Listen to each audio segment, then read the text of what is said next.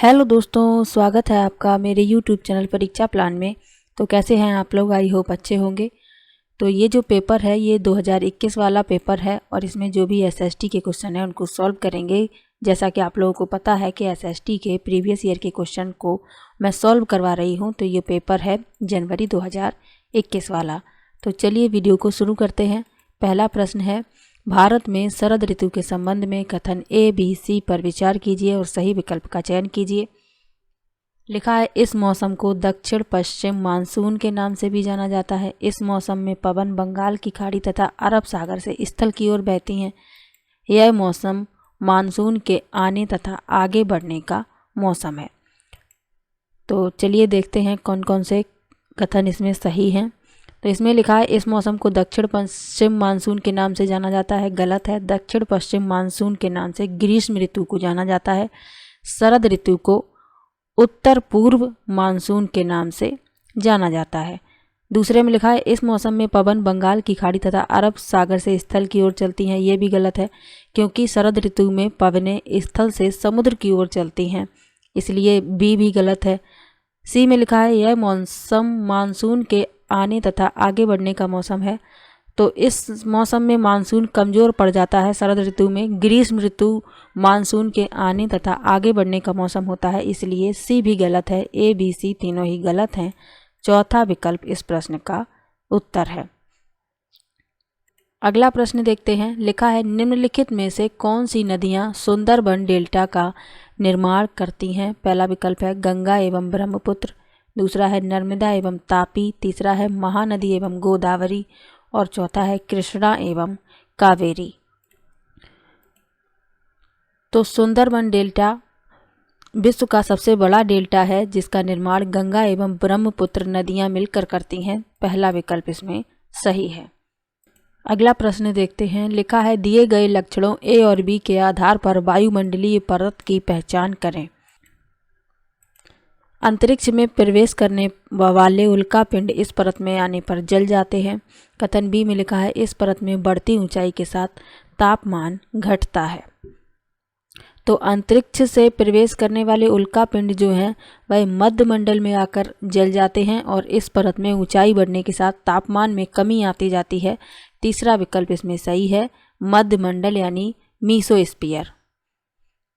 अगला प्रश्न देखते हैं। आतपन का संबंध है। पहला विकल्प है वायुदाब के साथ, दूसरा है मौसमी पवनों के साथ, तीसरा है सूर्य ऊर्जा के साथ और चौथा है बहिर्मंडल और उसमें होने वाली गैसों के साथ।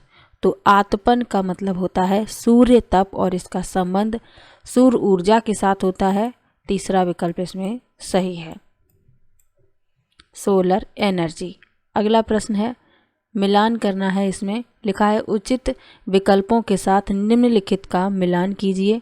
तो चलिए मिलाते हैं। लिखा है, शंकुधारी वन, तो ये नरम काष्ठ वाले सदाबहार वृक्ष होते हैं, इसे तीसरे से मिलाएंगे। भूमध्य सागरीय वनस्पति, इसे चौथे से मिला देंगे। महाद्वीपों का पश्चिमी एवं दक्षिण पश्चिमी किनारा। उष्णकटिबंधीय सदाबहार वन, इसे मिला देंगे दूसरे से। और शीतोष्ण सदाबहार वन, इसे मिला देंगे पहले से। महाद्वीपों का पूर्वी, तो इस क्रम में ए का तीसरा, बी का चौथा, सी का दूसरा और डी का पहला। दूसरा विकल्प इसमें सही होगा। अगला प्रश्न है। लिखा है, दिए गए कथनों पर ध्यान दें और उचित विकल्प का चयन करें। लिखा है, कथन ए में लिखा है, सहारा रेगिस्तान एक समय में पूर्णतया हरा भरा मैदान था। और कथन बी में लिखा है, सहारा की गुफाओं से प्राप्त चित्र नदियां, मगर, हाथी, शेर, पशु तथा बकरियां दर्शाते हैं। तो ये दोनों ही कथन बिल्कुल सही लिखे हुए हैं। ए और बी दोनों ही सही हैं। तीसरा विकल्प इसमें सही है। सहारा का जो रेगिस्तान था एक समय में पूर्णतया हरा भरा था और सहारा की गुफाओं से प्राप्त चित्र नदियां, मगर, हाथी, शेर, पशु तथा बकरियां दर्शाते हैं। आगे लिखा है, डॉल्फिन के बारे में ए बी सी कथनों पर विचार कीजिए, सही विकल्प का चयन कीजिए। लिखा है, गंगा और ब्रह्मपुत्र नदी के अलअवड़ जल में डॉल्फिन पाई जाती है। डॉल्फिन अभयारण्य बिहार राज्य में अवस्थित है। डॉल्फिन की उपस्थिति से जल की शुद्धता का पता चलता है। तो ये तीनों ही कथन सही लिखे हुए हैं, ए बी सी तीनों ही सही हैं। गंगा और ब्रह्मपुत्र नदी के अलवर जल में डॉल्फिन पाई जाती है, बिल्कुल सही है। डॉल्फिन अभयारण्य बिहार राज्य में स्थित है, तो बिहार राज्य के भागलपुर जिले में स्थित है डॉल्फिन अभयारण्य। और डॉल्फिन की उपस्थिति से जल की शुद्धता का पता चलता है। तीनों ही सही हैं, ए बी सी तीनों ही सही हैं। पहला विकल्प इस प्रश्न का उत्तर है। अगला प्रश्न है, बायोगैस अनिवार्य रूप से निम्न में से किन का मिश्रण है? पहला विकल्प है मीथेन और कार्बन डाइऑक्साइड, दूसरा है मीथेन और नाइट्रोजन, तीसरा है मीथेन और हाइड्रोजन और चौथा है मीथेन और हीलियम। तो बायोगैस अनिवार्य रूप से मीथेन और कार्बन डाइऑक्साइड का मिश्रण है। पहला विकल्प इसमें सही है। अगला प्रश्न है, संसाधन के बारे में कथन ए और बी पर विचार करें, सही उत्तर का चयन करें। लिखा है सभी संसाधनों का आर्थिक मूल्य होता है। समय और प्रौद्योगिकी दो महत्वपूर्ण कारक हैं जो पदार्थों को संसाधन में परिवर्तित कर सकते हैं। तो इसमें ए जो है वह गलत लिखा हुआ है, क्योंकि इसमें लिखा है सभी संसाधनों का आर्थिक मूल्य होता है। ऐसा नहीं है, सभी का आर्थिक मूल्य नहीं होता, कुछ का आर्थिक मूल्य होता है, कुछ का आर्थिक मूल्य नहीं होता, इसलिए ये गलत है। और बी सही लिखा हुआ है, ए गलत बी सही। पहला विकल्प इस प्रश्न का उत्तर है। अगला प्रश्न देखते हैं, निम्न में से ऊर्जा के परंपरागत स्रोत के समूह की पहचान कीजिए। लिखा है खनिज तेल, प्राकृतिक गैस, ईंधन, कोयला, ईंधन, बायोगैस। तीसरा है जल विद्युत, भूतापीय ऊर्जा, ज्वारीय ऊर्जा और चौथा है परमाणु ऊर्जा, सौर ऊर्जा, जल विद्युत। परंपरागत ऊर्जा के स्रोत बताने हैं।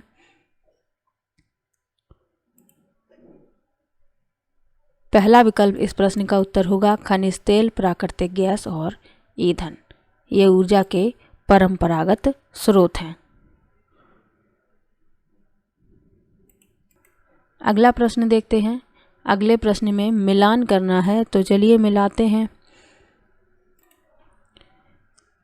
विकास का प्रयोग व स्तर, तो इसे मिलाएंगे। पहले से उद्गम जैव और अजैव, दूसरे से वितरण सर्वव्यापक और स्थानिक, तीसरे से भंडार, चौथे से, यानी सभी सही मिले हुए हैं। ए का पहला, बी का दूसरा, सी का तीसरा और डी का चौथा। पहला विकल्प इसमें सही है। कभी कभी प्रश्न में क्या होता है, सीधे सामने सामने रखे होते हैं और मिलाने के लिए कहा जाता है, हम लोग गलत करके आते हैं। तो आप लोगों को पहले पढ़ लेना है, कभी कभी बिल्कुल सीधे ही सामने सामने रख दिए जाते हैं। अगला प्रश्न है, लगभग 12,000 साल पहले भारत में कई क्षेत्रों में गर्मी बढ़ने के कारण घास वाले मैदान बनने लगे। कथन बी में लिखा है हिरन, बारहसिंगा, बकरी, भेड़ और मवेशी जैसे जानवरों की संख्या बढ़ी। तो इसमें दोनों ही कथन सही लिखे हुए हैं, लेकिन ए का कारण बी नहीं है, इसलिए चौथा विकल्प इस प्रश्न का उत्तर है। अगला प्रश्न देखते हैं। लिखा है पुरा स्थलों के संदर्भ में निम्नलिखित में से कौन सही है? लिखा है वह स्थान जहां वस्तुओं के अवशेष मिलते हैं। दूसरा है ये केवल जमीन के ऊपर ही पाए जाते हैं, ये केवल जमीन के अंदर ही पाए जाते हैं, ये समुद्र और नदी के तल में कभी नहीं पाए जाते। तो इसमें जो सही है वह बताना है। तो इसमें केवल ए सही है, वह स्थान जहां वस्तुओं के अवशेष मिले हैं। पुरा स्थल के संबंध में केवल ए सही है। दूसरे में लिखा है ये केवल ज़मीन के ऊपर ही पाए जाते हैं, ऐसा नहीं है, ज़मीन के नीचे भी पाए जा सकते हैं, पानी के अंदर भी पाए जा सकते हैं। दूसरे में लिखा है ये केवल ज़मीन के अंदर पाए जाते हैं, इसलिए सी भी गलत है। ये समुद्र और नदी के तल में कभी नहीं पाए जाते, ऐसा नहीं है, ये समुद्र और नदी के तल में भी पाए जाते हैं। तो ये बी सी डी गलत है, ए सिर्फ सही है। अगला प्रश्न है हड़प्पा सभ्यता के लोग बनाते थे। पहला विकल्प है पत्थर की मोहरें, दूसरा है पीले रंग से डिजाइन किए गए पात्र, तीसरा है लोहे से बनी तकलियां और चौथा है सोने से बने बर्तन। तो हड़प्पा सभ्यता के जो लोग थे वह पत्थर की मोहरें बनाते थे, ए सही है। और सोने के बर्तन बनाते थे, डी सही है। ए और डी दूसरा विकल्प इसमें सही है। पीले रंग से डिजाइन किए गए पात्र हड़प्पा सभ्यता में नहीं बनाए जाते थे, क्योंकि सुंदर काले रंग से डिजाइन किए गए पात्र बनाए जाते थे, इसलिए बी गलत है। लोहे से बनी तकलियाँ, और यहाँ लिखा है लोहे से बनी तकलियाँ, तो ये तकलियाँ लोहे से नहीं बनी होती थी। फैंस के बारे में पढ़ाया था, तो तकलियाँ जो हैं फैंस से बनी होती थी और टेराकोटा से और बनी होती थी, तो ये लोहे से नहीं बनी होती थी, इसलिए सी गलत है। ए और डी सिर्फ सही हैं। तो टेराकोटा से तकलियाँ बनी होती थी और फैंस से भी बनी होती थी। अगला प्रश्न है, एक महापाषाण कब्र में 2 कंकालों के अवशेष मिले। इन दोनों में से महिला के कंकाल का अनुमान लगाने हेतु देखना होगा। पहला विकल्प है हड्डियों की संरचना, दूसरा है कंकालों के साथ मिले आभूषण, तीसरा है कंकालों के आकार और चौथा है कंकालों के साथ मिले खाना पकाने के बर्तन। तो ये जो लेसन जब हिस्ट्री में पढ़ाया है तो उसमें बताया था कि कंकालों को कैसे पहचाना जाता है, तो हड्डियों की संरचना से पहचाना जाता है। केवल ये विकल्प इसमें सही है, क्योंकि महिलाओं की जो हड्डियों की बनावट होती है पुरुषों की हड्डियों से अलग होती है, इसलिए हड्डियों से पहचाना जाता है कि कंकाल महिला का है या पुरुष का। अगला प्रश्न है, प्रारंभिक काल से शुरू करके आरोही क्रम में निम्नलिखित को सजाएं। लिखा है वेदों की संरचना की शुरुआत, दूसरा है महापाषाणों के निर्माण की शुरुआत, तीसरा है इनाम गांव में कृषकों का निवास और चौथा है चरक। तो आप लोग देखेंगे कि सभी एकदम सही क्रम में लगे हुए हैं। ए बी सी डी बिल्कुल सही है, पहला विकल्प इसमें सही है, ये क्रम से लिखे हुए हैं। अगला प्रश्न है, हाल के काल से शुरू करके अवरोही क्रम में निम्नलिखित को सजाएं। इन्हें अवरोही क्रम में सजाना है, तो चलिए सजाते हैं इनको। तो सबसे पहले अर्कामेडु पत्तन में बसना, ये पहले नंबर पर आएगा। उसके बाद संगम साहित्य की रचना की शुरुआत, फिर ए आएगा लोहे के प्रयोग में बढ़ोतरी नगर आहत सिक्के, और फिर आएगा बी, यानी कि सी डी ए बी। तो इस क्रम में तीसरा विकल्प सही है। अगला प्रश्न है, चोल मंदिर धार्मिक सामाजिक एवं सांस्कृतिक जीवन के केंद्र थे। चोल कांस्य प्रतिमाएं देवी देवताओं की थीं, पर कुछ प्रतिमाएं भक्तों की भी थीं। तो इसमें बताना है कौन से कथन सही हैं। तो दोनों ही कथन बिल्कुल सही लिखे हुए हैं, लेकिन बी जो है वह ए की सही व्याख्या नहीं कर रहा है, इसलिए चौथा विकल्प इसमें सही है। ए और बी दोनों सही हैं, किंतु ए का सही स्पष्टीकरण बी नहीं है। अगला प्रश्न है, दिल्ली के सुल्तानों के समय तवारीख के लेखकों ने जन्म सिद्ध अधिकार और लिंग भेद पर आधारित आदर्श समाज व्यवस्था बनाए रखने की सलाह दी। कथन बी है, उनके विचारों से सारे लोग सहमत होते थे। अब इसमें बताना है कौन सही है कौन गलत है। तो ए तो बिल्कुल सही लिखा हुआ है, लेकिन बी गलत है। पहला विकल्प इस प्रश्न का उत्तर है, क्योंकि यहाँ लिखा हुआ है कि उनके विचारों से सभी लोग सहमत होते थे। ऐसा नहीं है, सभी लोग उनके विचारों का अनुकरण नहीं करते थे। आम जन का उनके मतलब आम जनता जो थी, तो उनका उनके विचारों से कोई लेना देना नहीं होता था, इसीलिए बी गलत है, ए सही है। अगला प्रश्न है, रजिया ने अपने अभिलेखों में अपना नाम पुरुषों जैसा लिखकर अपने पुरुष होने का भ्रम पैदा किया। कथन बी में लिखा है, तवारीख के लेखकों ने सामाजिक तथा लिंग भेद को आधार बनाकर यह तर्क दिया कि पुरुष स्त्रियों की तुलना में श्रेष्ठ होते हैं।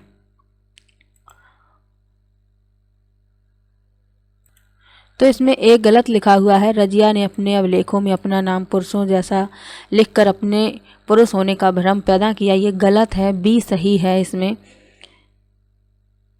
ए गलत बी सही, दूसरा विकल्प इस प्रश्न का उत्तर है।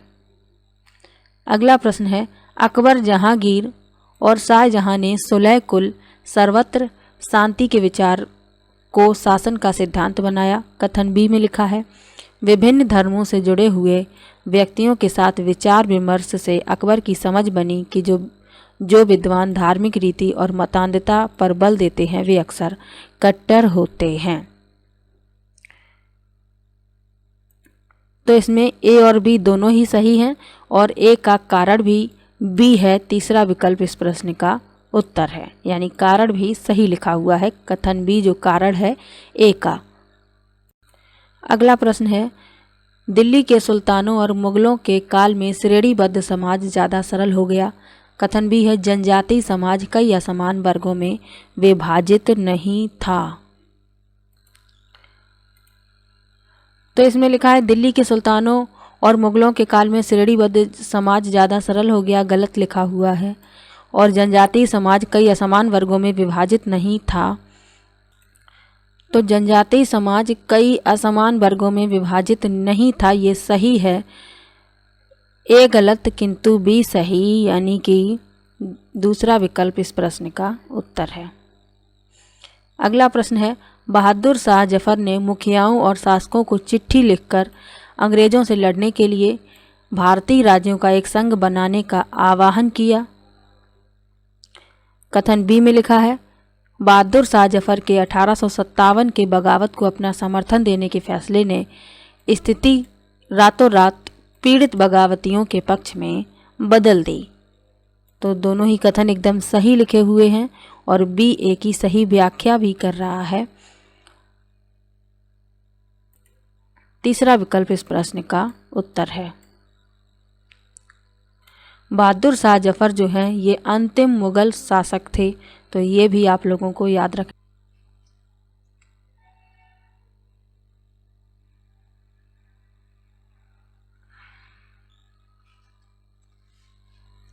अगला प्रश्न है, औपनिवेशिक काल के दौरान महिलाएं जाति एवं सुधार के संदर्भ में निम्नलिखित में से कौन सा विकल्प गलत है। लिखा है, पंडिता रमाबाई ने पूना में एक विधवा गृह की स्थापना की। कथन बी में लिखा है, विकल्प बी में प्राचीन ग्रंथों के ज्ञान से सुधारकों को नए कानून बनवाने में मदद मिली। विकल्प तीसरे में लिखा है, विद्यासागर ने विधवा विवाह का सुझाव दिया। और चौथा है, प्रार्थना समाज ने केवल हिंदू ग्रंथों पर विचार विमर्श किया। गलत कथन बताना है। चौथा कथन इसमें गलत लिखा हुआ है, गलत विकल्प लिखा हुआ है कि प्रार्थना समाज ने केवल हिंदू ग्रंथों पर विचार किया, क्योंकि प्रार्थना समाज ने केवल हिंदू ग्रंथों पर विचार विमर्श नहीं किया। प्रार्थना समाज ही ऐसा समाज था जो हिंदू, बौद्ध और ईसाई धर्म ग्रंथों पर भक्ति की परंपरा का पालन करता था। इसलिए चौथा ये गलत है और गलत ही पूछा गया है। अगला प्रश्न है, तेलंगाना राज्य पहले भारत के किस राज्य का हिस्सा था। पहला विकल्प है मध्य प्रदेश, दूसरा है कर्नाटक, तीसरा है महाराष्ट्र और चौथा है आंध्र प्रदेश। तो तेलंगाना राज्य पहले आंध्र प्रदेश का हिस्सा था। चौथा विकल्प इसमें सही है।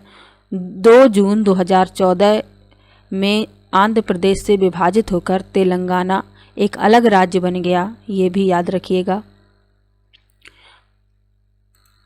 अगला प्रश्न है, दिए गए लक्षणों ए और बी के आधार पर महाद्वीप की पहचान करें। लिखा है, यह विश्व का सबसे छोटा महाद्वीप है जो पूरी तरह से दक्षिणी गोलार्ध में स्थित है।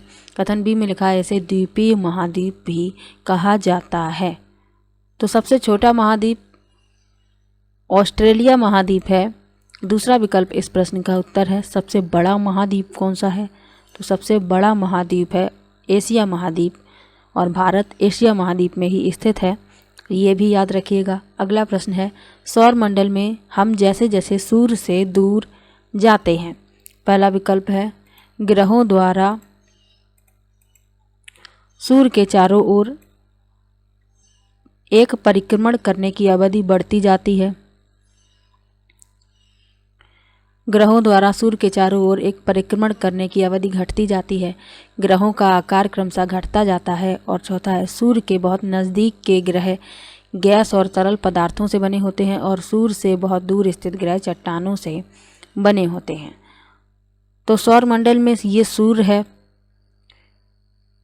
अब हम इससे दूर जा रहे हैं, तो क्या होगा कि जो ग्रह दूर हैं उनके परिक्रमण करने की अवधि बढ़ती जाती है, यानी कि बुध सबसे नज़दीक है तो ये सबसे जल्दी सूर्य की परिक्रमा पूरा कर लेता है। और सबसे दूर है वरुण, तो ये सबसे देर में सूर्य की परिक्रमा कर पाता है। तो बुध नज़दीक है इसलिए जल्दी कर लेता है, वरुण दूर है इसलिए इसे परिक्रमा पूरा करने में अधिक समय लगता है?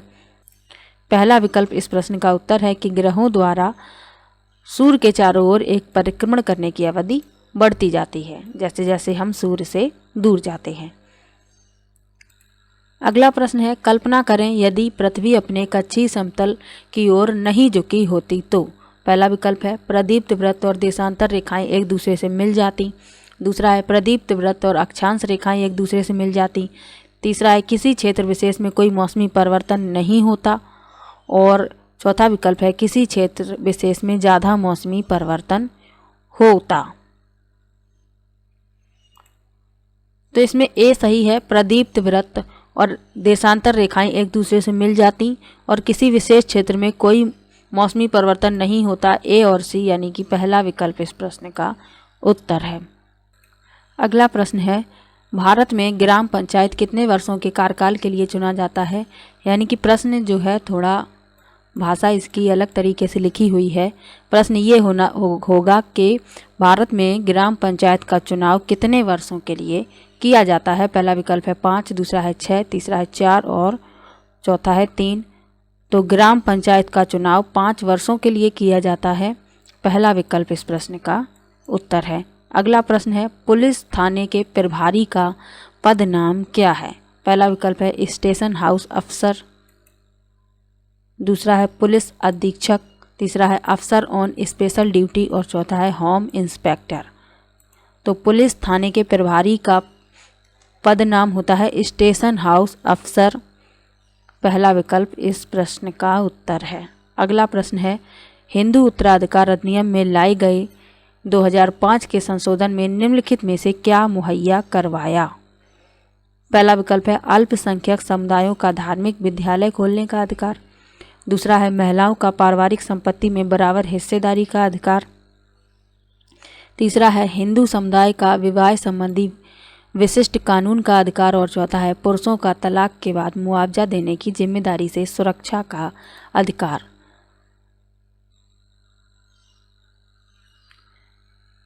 तो इस प्रश्न के लिए दूसरा विकल्प सही है, महिलाओं का पारिवारिक संपत्ति में बराबर हिस्सेदारी का अधिकार। अगला प्रश्न है, भारतीय संविधान की व्याख्या का अंतिम अर्थ निर्णायक किसे माना जाता है?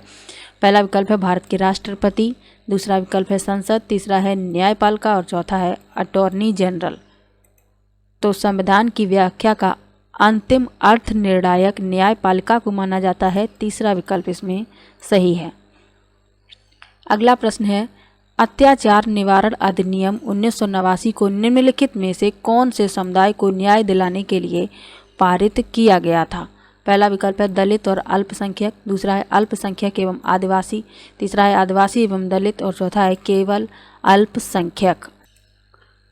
तो इस प्रश्न के लिए तीसरा विकल्प सही है, आदिवासी एवं दलित।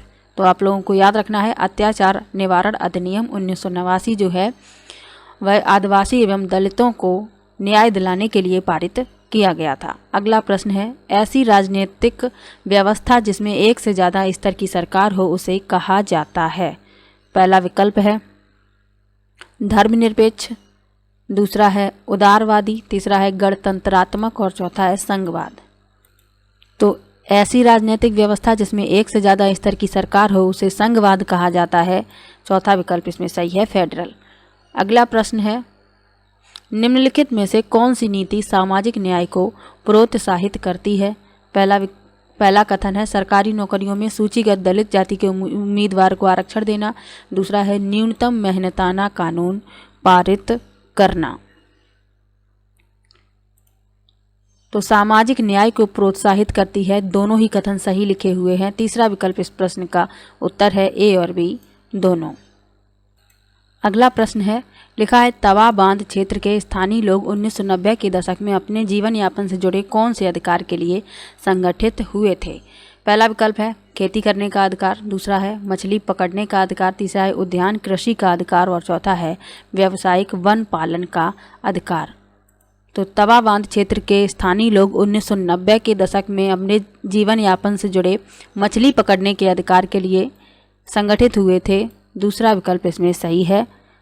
अगला प्रश्न है, निम्नलिखित में से कौन सी व्याख्या विविधता का उचित प्रतीक है। पहला विकल्प है यह लोगों के बीच भेदभाव को बढ़ाता है। दूसरा है यह लोगों के बीच एकरूपता बढ़ाता है। यह लोगों के विशिष्टता को स्वीकार करता है। और चौथा है यह लोगों के बीच असमानता को स्वीकार करता है। तो यह लोगों के बीच असमानता को स्वीकार करता है। चौथा विकल्प इसमें सही है। विविधता में एकता मुहावरा किसने दिया है, ये आप लोग कमेंट बॉक्स में बताएंगे। अगला प्रश्न है भारतीय लोकतंत्र के संदर्भ में निम्नलिखित में से कौन सा कथन गलत है। पहला विकल्प है भारतीय जनता का एक छोटा हिस्सा भारतीय स्वतंत्रता से पहले भी मतदान कर सकता था। दूसरा है स्वतंत्रता के बाद भारत ने प्रतिनिधि लोकतंत्र को अपनाया। तीसरा है भारत में सरकार को लोग प्रत्यक्ष रूप से चलाते हैं। और चौथा है भारत में पहला आम चुनाव 1950 में हुआ। तो इसमें गलत बताना है। चौथा इसमें गलत है। इसमें लिखा है भारत का पहला आम चुनाव 1950 में हुआ। 1950 में भारत का संविधान लागू हुआ 26 जनवरी 1950 को। और पहला चुनाव जो है 25 अक्टूबर 1951 से 21 फरवरी 1952 तक आयोजित 1951-52 का भारतीय आम चुनाव लोकसभा में पहला चुनाव था। तो ये याद रखिएगा, इसमें ये गलत लिखा हुआ है। तो जनवरी 2021 वाला ये पेपर था। इसमें जो भी एसएसटी के क्वेश्चन थे उनको सॉल्व कर लिया है।